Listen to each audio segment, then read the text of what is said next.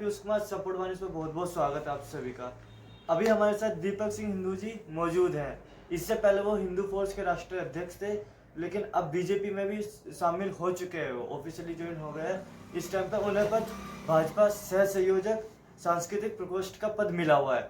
आइए उन्हीं से बात करते हैं। सर, सबसे पहले बहुत बहुत स्वागत है आपका। इससे पहले आप हिंदू फोर्स में थे, भाजपा भी ज्वाइन हो चुके हैं, उसके नाते भी स्वागत है आपका। धन्यवाद।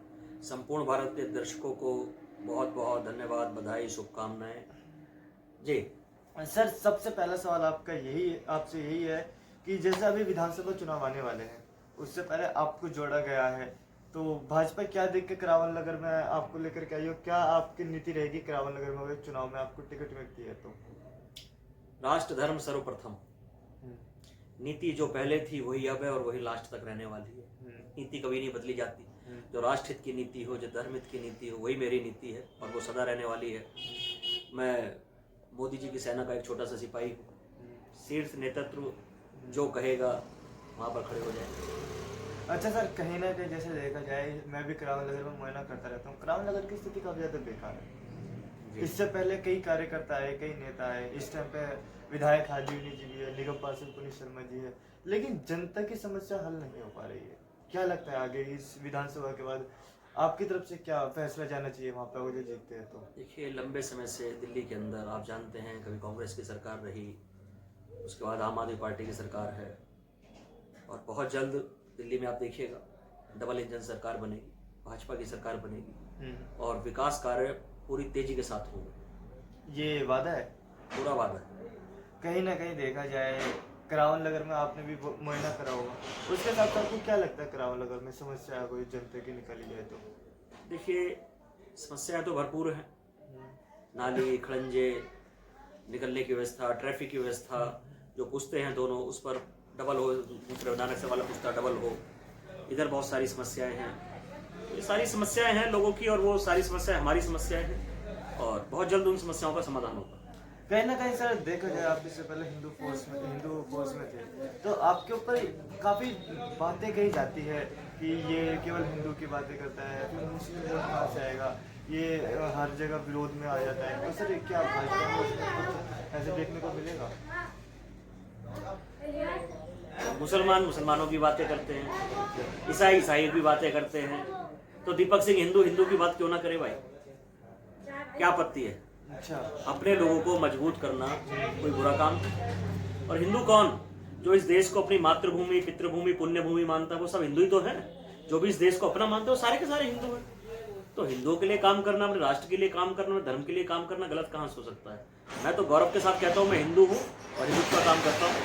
अच्छा सर, कहीं ना कहीं एक तरफ थोड़े चुनाव से हटके यहाँ पे बात करें, है तो चुनाव से रिलेटेड, लेकिन हटके बात करें तो हिंदुस्तान के अंदर तो जय श्री राम के गूंज लग रहे हैं, लेकिन वहीं पाकिस्तान जैसे देशों में, बांग्लादेश जैसे देशों में, या फिर और भी कई सेकुलर जो मुस्लिम कंट्री, उसमें आज हिंदुओं की स्थिति काफी ज्यादा कमजोर हो गई है।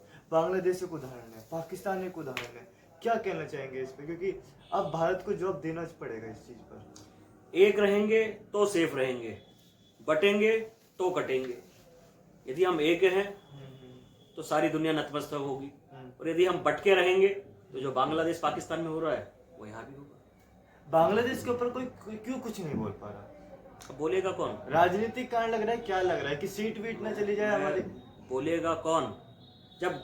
जब हिंदू वहां का पिट रहा है, जब हिंदू ही नहीं बोल रहा तो दूसरा कौन बोलने आएगा? आज मेरे ऊपर कोई हमला करेगा, मेरे घर पे कोई हमला करेगा तो पहली जिम्मेवारी तो मेरी है ना, बाकी तो सारी चीजें बाद में है। आज जब हम ही नहीं बोल रहे तो दूसरा कौन बोलने आएगा? सबसे पहले आवाज हम लोगों को उठानी पड़ेगी, चक्के हम लोगों को जाम करने पड़ेंगे, प्रेशर हम लोगों को बनाना पड़ेगा, उसके बाद सारी दुनिया बोलेगी।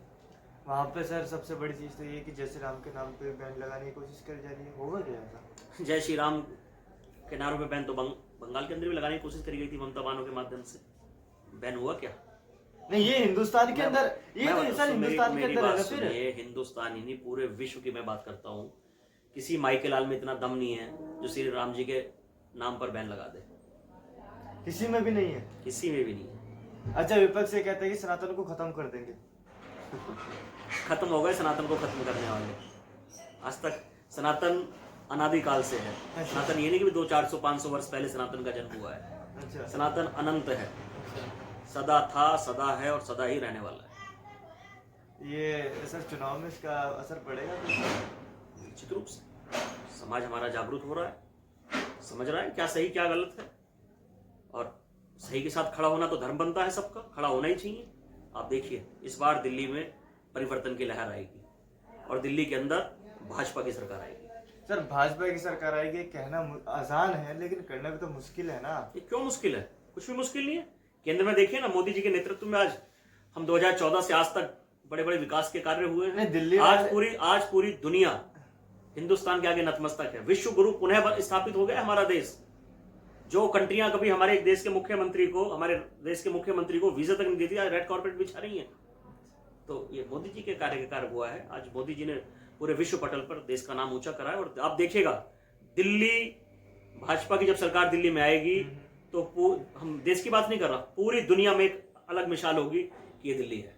अच्छा सर, हिंदुओं के ऊपर मैं एक क्वेश्चन लूँ, क्योंकि हम सीपी और लाल किले से जाते रहते कवरेज करने, वहाँ पे एक सवाल उठ जाता है अचानक से कि हिंदू दोगला, क्या ये मतलब किस प्रकार की लैंग्वेज होगी? हिंदुओं के ऊपर हिंदू ही बोल रहा है, हिंदू दोगला है क्या ये?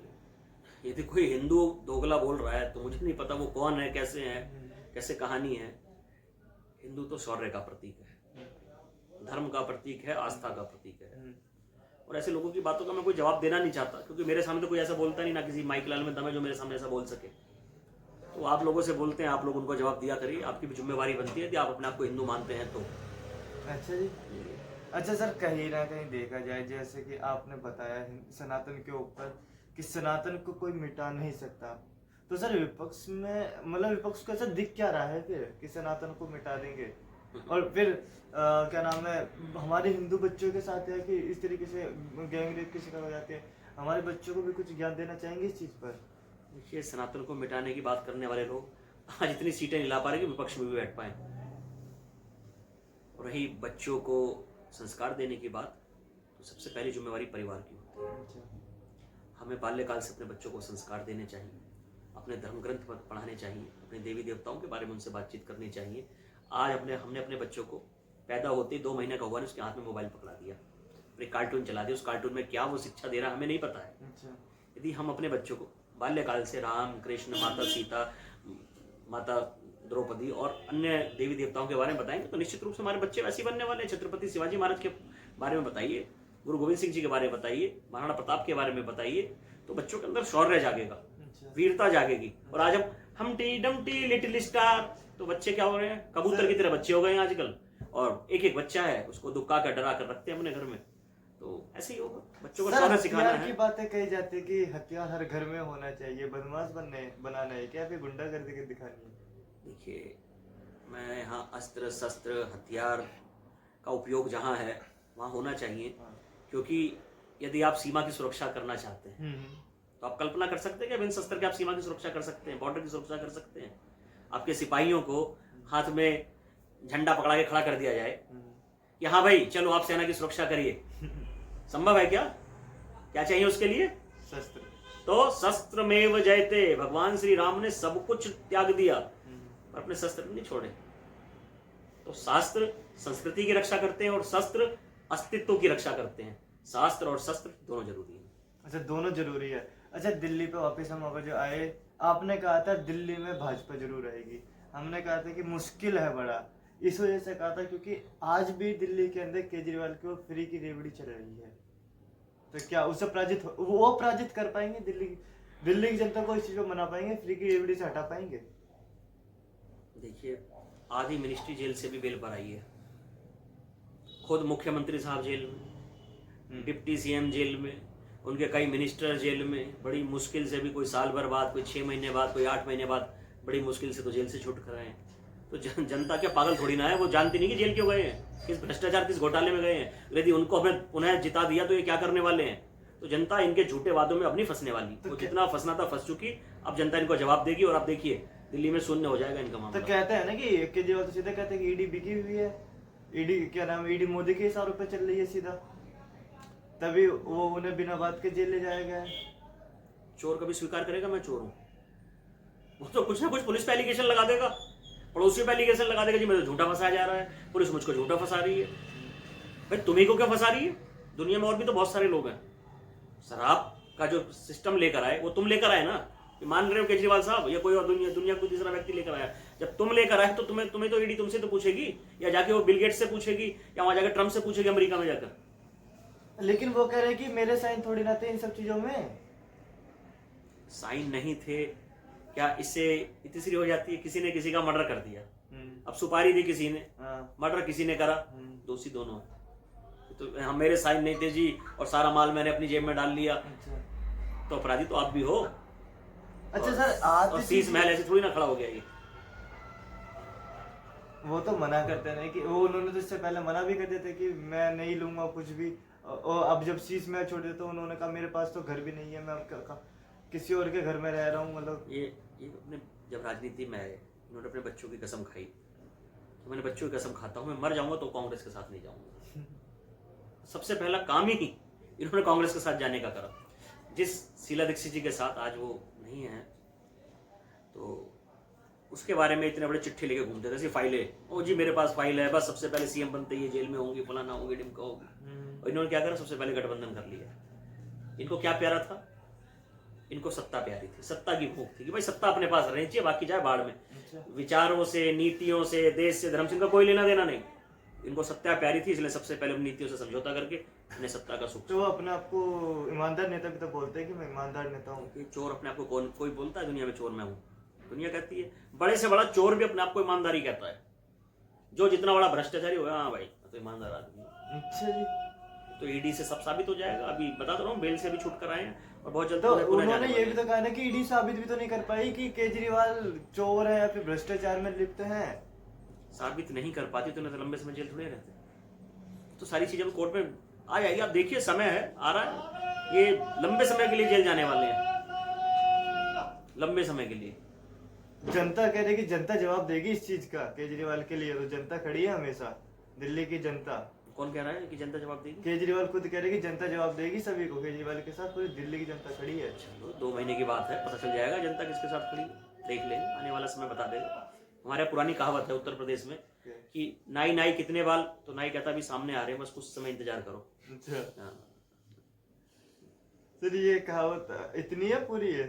अब मुझे तो इतनी है कि बस मोटा मोटा समझा दिया मैंने कि कोई नाई से पूछता है कि भाई मेरे सर में कितने बाल हैं, अच्छा, तो कहते हैं जी रुको 2 मिनट, अभी आपके सामने आ रहे हो, गिन लेना जितने हैं। अच्छा, तो उसी के हिसाब से केजरीवाल जी की राजनीतिक है। हाँ, तो जनता भी बता देगी कितना जनता साथ में उनके। अच्छा जी। अभी कल की मैं वीडियो देख रहा था, अपनी गाड़ी से निकलने नहीं दिया लोगों ने इन्हें, चुपचाप गाड़ी में बंद होकर वापस निकल गई, काले झंडे दिखा रहे हैं। अच्छा, कहीं ना कहीं सर आपसे लास्ट क्वेश्चन है, केजरीवाल जी गए थे बीच में भी कहीं पे गए थे, मेरे को नाम ध्यान नहीं है, लेकिन वहां से उन्हें विरोध करके भगाया गया, और वहां पे जो नाम आया वो भाजपा का ही था, भाजपा के कार्यकर्ताओं ने विरोध करके भगाया। आखिर ऐसा क्यों? वो जब जा रहे हैं, एक स्वतंत्र नागरिक एक स्वतंत्र भी तो है ना, वो एक नागरिक भी तो है ना, आम नागरिक, वो स्वतंत्र भी है, फिर उसे वहां से इस तरीके से क्यों भगाया गया? भाजपा की भी गलती है यहाँ से कहीं ना कहीं।